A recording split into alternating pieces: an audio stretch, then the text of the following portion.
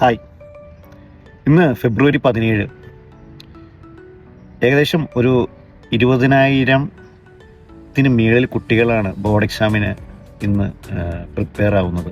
അപ്പം എല്ലാ കുട്ടികൾക്കും all the best. Exam stress എന്ന് പറയുന്ന സംഭവം, അതിനെ എങ്ങനെ മറികടക്കാം എന്നുള്ള ട്രെയിനിങ് ആണ് നമ്മൾ ആദ്യം മക്കൾക്ക് കൊടുക്കേണ്ടത്.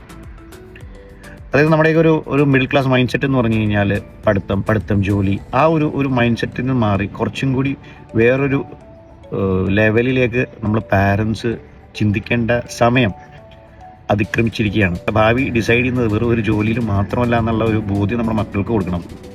ശരിയല്ലേ? പണ്ടത്തെ കാലത്തെന്നൊക്കെ പറഞ്ഞു കഴിഞ്ഞാൽ നമ്മുടെ പാരൻസ് ഇത്ര ചിന്തിക്കുന്നത്, മക്കളെ പഠിപ്പിക്കുക, ഒരു ജോലിക്ക് കയറ്റുക, ദെൻ ഗെറ്റ് റിട്ടയർഡ്, പിന്നെ അവർ നമ്മളെ നോക്കും. പക്ഷേ ഇന്ന് അതിൻ്റെ ആ ഒരു കൺസെപ്റ്റേ അല്ല കേട്ടോ. നമ്മൾ പണിയെടുക്കുക, നമ്മുടെ സേവിങ്സും അല്ലെങ്കിൽ നമ്മുടെ റിട്ടയർമെൻറ്റ് പ്ലാനും നമ്മൾ തന്നെ പ്ലാൻ ചെയ്യണം. അല്ലാതെ നമ്മൾ അത് മക്കളുടെ മേളിലേക്ക് ഇടുന്നതിൽ എനിക്ക് യോജിപ്പില്ല. I'm totally against.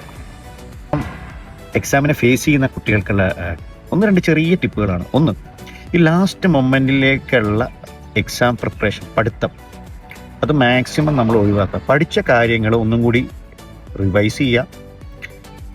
You should have at least ഒരു 8 to 9 hours എങ്കിലും ഈ ഒരു പീക്ക് ടൈമിൽ ഉറങ്ങാൻ ശ്രമിക്കുക. നിങ്ങൾക്ക് പ്രോപ്പറായിട്ടുള്ള ഒരു സ്ലീപ്പ് പാറ്റേൺ ഇല്ല എന്നുണ്ടെങ്കിൽ അത് നിങ്ങളുടെ എക്സാമിൻ്റെ പെർഫോമൻസിനെയൊക്കെ വളരെ സീരിയസ് ആയിട്ട് ബാധിക്കും. ഒരു എഞ്ചിനീയറിങ്ങോ അല്ലെങ്കിൽ ഒരു മെഡിസിനോ മാത്രമല്ല, കരിയർ ഓപ്പർച്യൂണിറ്റീസ് എന്ന് പറഞ്ഞു കഴിഞ്ഞാൽ it's a very vast field.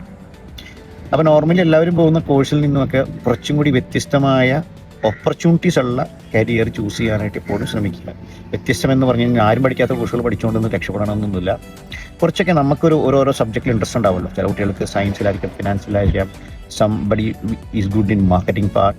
അപ്പോൾ അങ്ങനെയുള്ള ഏതാണോ നമുക്ക് കുട്ടികൾക്ക് ഇൻട്രസ്റ്റ് ഉള്ള ഫീൽഡ്, അതിനകത്തേക്ക് അവരെ കൂടുതലും ഡൈവേർട്ട് ചെയ്യാനായിട്ട് ശ്രമിക്കുക. ഇപ്രാവശ്യം എക്സാം ഫേസ് ചെയ്യുന്നുണ്ട്. നമ്മളെയൊക്കെ 10ാം ക്ലാസ്സൊക്കെ വെച്ച് കമ്പയർ ചെയ്യുമ്പോൾ എനിക്കങ്ങനെ അത്ര സ്ട്രെസ്സൊന്നുമില്ല. കാര്യം ഈ ഒരു 10ാം ക്ലാസ് എക്സാമിൻ്റെ കൊണ്ടല്ല നമ്മുടെ മക്കളുടെ ഭാവി തീരുമാനിക്കുന്നതെന്ന് ഓരോ പാരൻസും മനസ്സിലാക്കുക. But it will help. നമ്മൾ അടുത്ത അഡ്മിഷന് ചൂസ് ചെയ്യുമ്പോൾ നമുക്ക് മാർക്ക് ഉണ്ടെങ്കിൽ it will help them to choose a subject. കുറച്ചും കൂടി ഈസി ആയിരിക്കും ആ ഒരു നെക്സ്റ്റ് അഡ്മിഷൻ പ്രൊസീജിയർ.